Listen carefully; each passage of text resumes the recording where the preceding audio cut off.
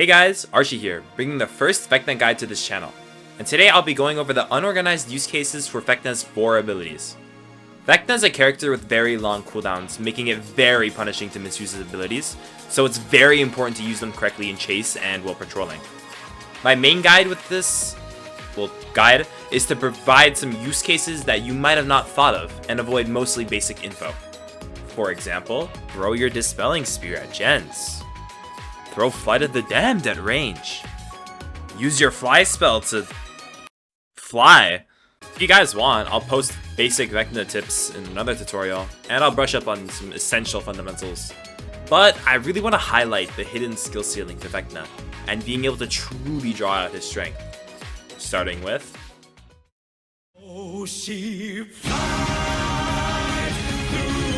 Starting with an ability that you might not think to use in chase. The Fly spell.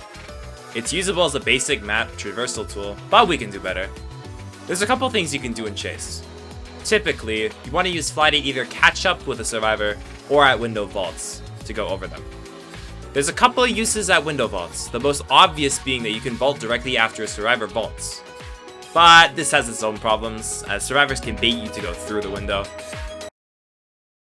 Sometimes, you know the survivor will reach the window vaults, but you're too close to the window to actually do anything.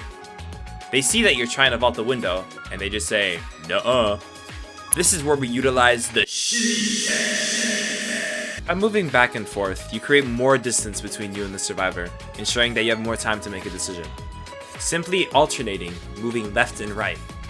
You'll still be moving forward, just way slower. This further encourages the survivor to vault the window, which is what we want. There's a couple of things that can happen after a survivor vaults a window. They might either try to vault back into the window or just hold W.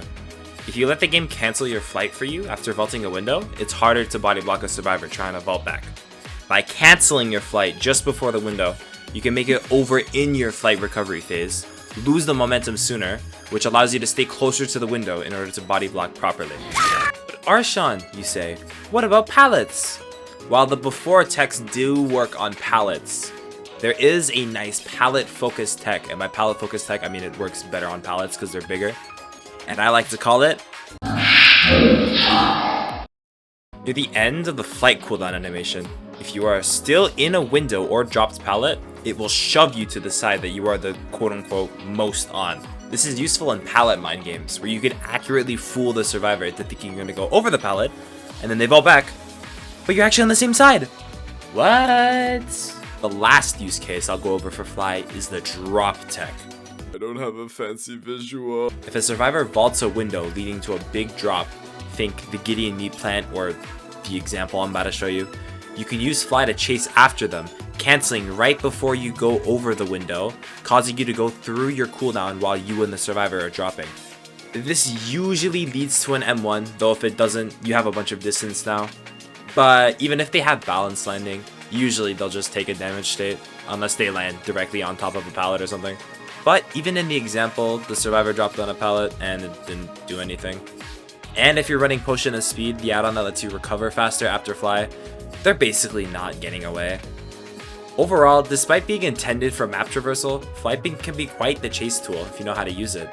Being able to vault windows, body block, manipulate your trajectory, and even catch up to survivors when you hit them, all aid in its chase ability, and it cement its position as a strong power for Vecna. Now, let's move on to an ability that's quite not used for chase. At least, not in the way you think. Crack right now. Dispelling Sphere is the second ability that Vecna has, and it's an ability that you might not think to use in chase. And you'd kind of be right. It's more of an out-of-chase information tool that tells you what magic items the survivors have and lets you disable them and gives you information on who goes inside the orb. You can use it to disable these items, such as the Mage Hand not being able to give 7% haste anymore, but do not use it to disable special Vecna items. It does not work. You're going to look extremely stupid. Despite its seemingly simple premise, you can still use the sphere in slightly different ways to gather information.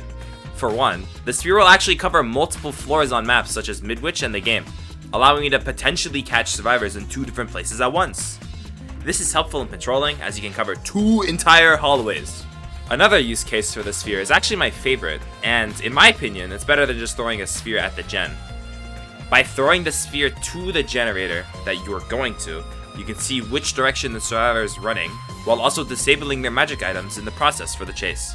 This lets you not get caught off guard by a sneaky survivor, or waste time going in a direction they're not traveling. There's also one more very specific and important use case, but that's going to be at the end of the video, because I feel like we need to go over some other stuff first. So, let's move on to...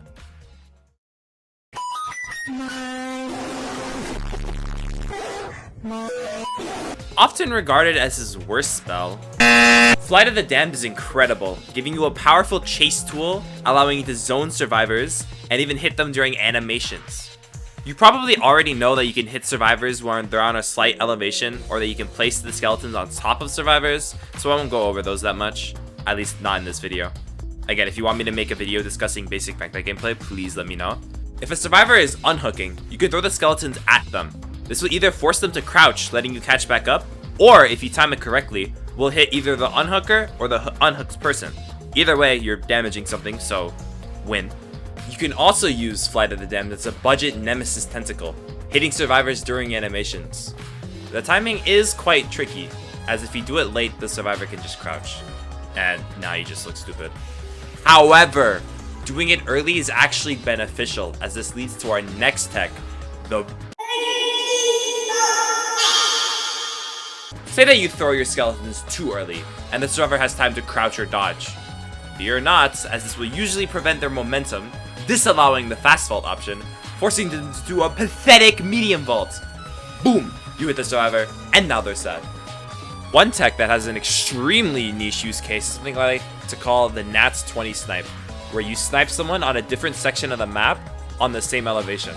It's hard to explain, so I'll let the clip show, but it's only usable on maps with like an elevated main building and a hill. Think like Mother's Dwelling with the elevated main building and then a hill next to it, or the Grim Pantry with the elevated main building and on the outsides where there are hills. If you want to be cool, you can go for it.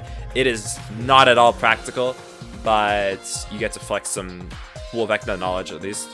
By utilizing these Flight of the Damned techs, you'll truly flex your epic Vecna mastery on all the survivors. Your motion will be absolutely flexed in the process. But you might need another chase spell to do that. One that lifts pallets, perhaps.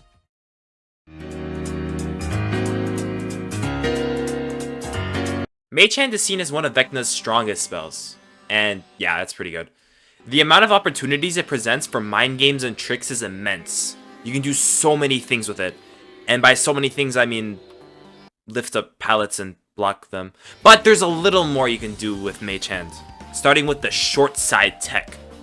Okay, so this is less of a tech really and more of a strategy.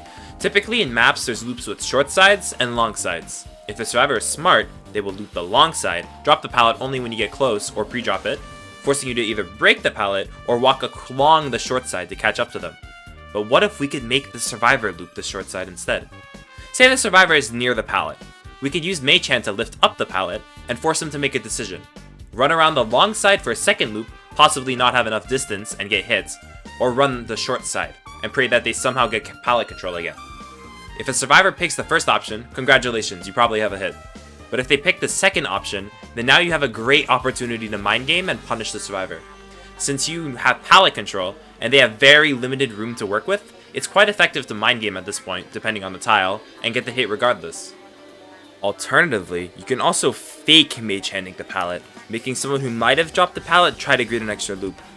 A predictive Mage Hand counters pre-dropping, so if you're close enough, it'll encourage the survivor to run past the pallet, allowing them to walk right into your hands. This is effective because it really does look like you're putting up Mage Hands from the survivor's perspective. They get like a little cloud when you hold your hand up to block with Mage Hand, so it's pretty effective as a fake. The last and final obscure use case for Mage Hand is the Detroit Hand technique. Can't even vault in Detroit, man. If you cast Mage Hand while the survivor is mid-vault animation, it has to be near the first half of vaulting, it'll cancel the vault animation and shove the survivor to your side of the pallet. You're able to body block and restrict their access to the pallet this way. This can be used when you know for sure that a survivor has to vault a pallet, but be careful as the survivor can just not vault the pallet sometimes. This is best used with the short side tech, forcing a hit or a move to the short side of the loop, which will probably result in a hit anyways. If you reached the end of the video, thank you so much for sticking around. It's my first time making this kind of video, and I'm always looking to improve. So if you have any thoughts or opinions, please do not hesitate to share them with me in the comments. If you main or want to main Vecna, I will hopefully have a lot more Vecna content coming to this channel soon. Again, thank you so much. Catch me on twitch.tv/ArchieMeBob, and hopefully, I'll see you soon once again. I feel like I'm forgetting something. Here's how to hit the greedy as Vecna! Step 1, grab your Dispelling Sphere. Step 2, use it. Step 3, rapidly look up. Step 4...